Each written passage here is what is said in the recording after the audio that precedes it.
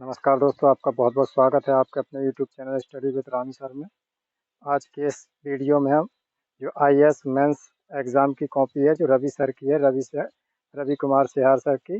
तो इनकी कॉपी को हम इनकी शैली को, इनको लिखने के अंदाज को इनको देखेंगे, जो अभी अभी 2021 में रिजल्ट आया, जिसमें इन्होंने 18वीं रैंक हासिल की है, जो हिंदी मीडियम के टॉपर विद्यार्थी रहे हैं। और ये दोबारा सिलेक्शन हुआ है, एक बार इनकी रैंक 337 के आई थी, ठीक है, जो 2019 में थी। और हिंदी मीडियम के लिए बहुत ही वरदान साबित हुए हैं रवि सर, जिन्होंने कुछ ऐसा कर दिखाया है जो 18वीं रैंक आई है। उनकी हम शैली को देखेंगे, उनके लिखने के तरीके को देखेंगे, ठीक है। तो ये जीएस पेपर 1 की है, जो इसमें रवि सर जो है हिंदी मीडियम से थे और मुखर्जी नगर में इन्होंने पेपर दिए थे, ठीक है। 20 तारीख को 20 नवंबर को इनका पेपर था, ठीक है। अब आगे देखते हैं, इधर देखते हैं जो क्या है, ये मार्किंग दी जाती है, ये कॉपी का आपका नमूना है। यहाँ पर आपके जो जितने अंक प्राप्त होते हैं उतने अंक लिखे जाते हैं, और ये जितने अंक अधिकतम होते हैं वो लिखते हैं, ठीक है। तो चल के आगे देखते हैं। तो इसी प्रकार की आपको कॉपी मिलेगी वहाँ पर, और इसी प्रकार से आपको प्रश्न को हल करना है। तो इनकी शैली को देखते हैं किस तरीके से इन्होंने संरचना बनाकर, स्ट्रक्चर बनाकर हल किए हैं। तो वो हम देखेंगे, जो आपके लिए बहुत ही हेल्पफुल होंगे, जो इस बार मेंस एग्जाम देने वाले हैं, ठीक है। तो इसमें देखते हैं विजयनगर साम्राज्य की जो पहला क्वेश्चन है, हिस्ट्री हिस्ट्री से है, जो इतिहास से दिया गया है, जो जीएस पेपर 1 का है। विजयनगर साम्राज्य की स्थापत्य कला, ठीक है। स्थापत्य कला अद्वितीय विशेषताओं से युक्त एक विशिष्ट शैली है, उदाहरणों के साथ सविस्तार वर्णन कीजिए, ठीक है, सविस्तार वर्णन कीजिए। तो इसमें देखते हैं जो हरियर बुक्का, ठीक है, विजयनगर साम्राज्य की स्थापना किसने की थी? हरियर बुक्का द्वारा स्थापित 1336 से 1565 में विजयनगर साम्राज्य न केवल अपने क्षेत्र विस्तार के कारण प्रसिद्ध था, अपितु विद्या और जो व्यसनी व कला प्रेमी शासकों द्वारा प्रेषित कलाओं की दृष्टि से भी इसमें भारतीय वास्तुकला के नए नए आयाम जोड़े गए हैं, ठीक है। अब आगे देखते हैं, जो वास्तुकला दिखाई गई है, ये वास्तुकला के भाग हैं, ठीक है। नंबर 1 क्या है? शहरी दुर्ग व प्रकोष्ठ, और दूसरे है महल, और तीसरे है मंदिर, ठीक है। तो अब इसमें देखते हैं जिन्होंने कितना अच्छा इन्होंने स्ट्रक्चर बनाया है। एक स्ट्रक्चर को देखते हैं।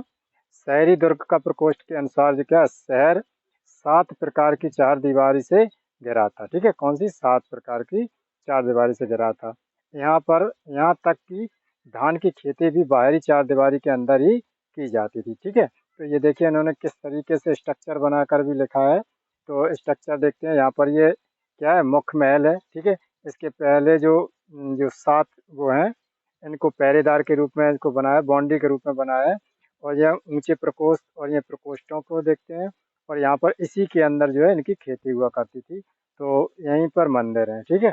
तो इस प्रकार से इन्होंने अपनी स्थापत्य कला को विकसित किया है, ठीक है। अब इसके देखते हैं संपूर्ण राज्य के सब जो संपूर्ण राज्य के इस जो सभी महत्वपूर्ण उपदान दीवार जो उपादान जो होते हैं वो क्या है? दीवारों के मध्य, जैसे उदाहरण में हम्पी, जो है स्वतंत्र तकनीक के स्तर पर जो अद्वितीय यात्रियों के लिए बनाया जाता है, अद्वितीय, ठीक है, यात्रियों के लिए बनाया जाता है, ठीक है। अब इसमें क्या है? वर्णानुसार दीवारों में किसी भी गारे या जो है सीमेंट और जिंक व का क्लोब नहीं किया गया है, ठीक है। अब जो भी लिखा वो समझ में नहीं आ रहा, ठीक है। अब महल, महल क्या? विशाल भवन हुआ करते थे, महल की ये विशेषताएं हैं। इसी प्रकार को आपको स्ट्रक्चर बनाकर लिखना है। खजानों से भरे हुए थे महल, ठीक है। तो राजा रानी की मूर्तियां के सजावट के तौर पर इस्तेमाल हुए, ठीक है। और इसमें क्या, स्तंभों का जो प्रचुर प्रयोग, जो उदाहरण जैसे लोटस दिया गया उदाहरण के रूप में। अब इसके बाद देखते हैं जो खम्भों के रूप में मिलते थे, उसमें लोटस की जो नक्काशी की जाती थी वही बताया। अब मंदिर के निर्माण में अद्वितीय कौन सी थी? मुख्यतः द्रविड़ शैली थी। और इसमें द्रविड़ शैली के कुछ भाग थे, जैसे कार्ड आ गया, ऊंचे प्रवेश द्वार, जो है गोपुरम जिसे को बोलते हैं, दुश्मनों से बचाने हेतु जो पहले ऊंचे दरबार बने थे जिसे गोपुरम बोलते थे। तो हाँ, दूसरा अद्वितीय अप्रकाशित चित्रकलाओं, चित्राकृतियों व मूर्तियों का भी प्रयोग है, जैसे लिंग लिंगो ग्रीक है। अब देखते हैं नए प्रकार की जो मंडल व श्राइन, उदाहरण में जैसे जो अम्मान श्राइन और कल्याण मंडप जो शिव के मंदिर दिखाए गए। इस प्रकार विभिन्न जो है मंदिरों को पर विजयनगर साम्राज्य की वास्तुकला अपनी प्रकृति में अद्वितीय ही नहीं, वर्णन पूर्ववर्ती शैली का अगला चरण भी है। ठीक है, ये था पहला प्रश्न। अब देखते हैं दूसरा प्रश्न। इन्होंने किस प्रकार से बहुत ही अच्छी तरीके से 150 वर्डों को मैं पहला आंसर लिखा, जो बैलेंस करते हुए इन्होंने दिया है कि हर चीज मुख्य विशेषताएं उतने ही शब्दों में अपनी सारी विशेषताएं बताती, जब तक लगभग यानी सारी बातें उन्होंने बता दी उतनी में। ठीक है, अगला प्रश्न देखते हैं। यद्यपि लॉर्ड विलियम बेंटिक का कार्यकाल छोटा था, ठीक है, लॉर्ड विलियम बेंटिक थे जो जिन्होंने सती प्रथा का अंत किया था, जैसे राजा राम मोहन राय के साथ मिलकर के, और शायद लगभग इनका कार्यकाल 1828 से 35 के बीच में था, जो 1829 में इन्होंने सती प्रथा का अंत किया था। ठीक है, तो तथापि छोटा था उनका कार्यकाल, इसे स्थायी सुधारों के लिए जाना जाता है। सविस्तार वर्णन कीजिए, जो उन्होंने कौन कौन से सुधार किए हैं उसका वर्णन करना है। ठीक है, अब देखते हैं। लॉर्ड विलियम बेल्टिक एक शांत, सज्जन व सुधारवादी मानसिकता के व्यक्ति थे, जिन्होंने इंग्लैंड के सुधारवादी आंदोलन में भाग लिया था।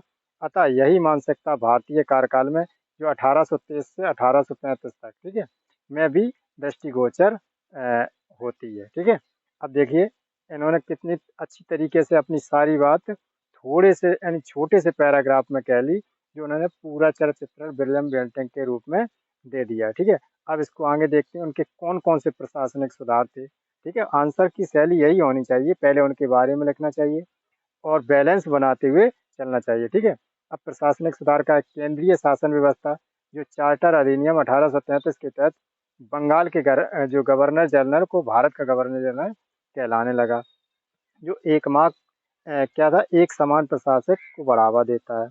अब आगे देखते हैं न्यायिक सुधार।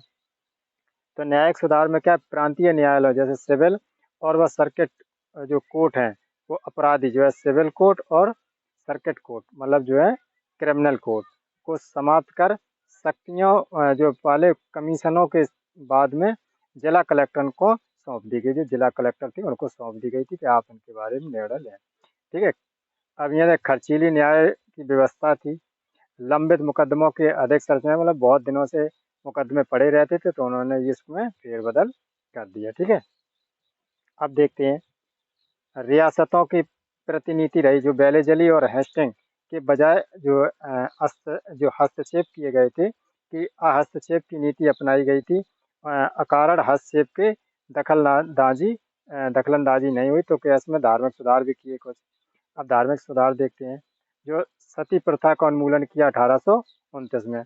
1833 में एक्ट के द्वारा दास जो प्रथा थी उसकी समाप्ति की गई। ठीक है, अब समतावादी, जो 1833 में एक्ट में प्रतियोगी परीक्षा व नौकरी के आधार पर योग्यता को माना गया। ठीक है, तो आज भी दिन विलियम बेंटिक के जो कुछ रूल हैं वो आज भी दिन जीवित हैं। तो ठीक है, तो किस प्रकार से वो बैलेंस बनाते हुए चल रहे हैं। अब देखो शैक्षिक सुधार, भारतीय शिक्षा को बढ़ावा देने हेतु जो मैकाले समिति को नियुक्त किया, एक मैकाले समिति को नियुक्त किया गया था, जो उनको बताया गया था कि अब जो भी भारत के बारे में कानून बनाएंगे या जो भी उनके धर्म की रक्षा करने के लिए एक मैकाले समिति नियुक्त की गई थी। ठीक है, इस प्रकार पूर्ववर्ती गवर्नरों के विपरीत बेंटिक के प्रगतिशीलता को सुधारवादी मानसिकता का परिचय देते हुए आर्थिक, सामाजिक, प्रशासनिक स्तर पर सुधारों को बढ़ावा इससे उद्बोधित किया गया। ये हमारा निष्कर्ष था। तो कितनी अच्छी तरीके से बताया गया है इसमें।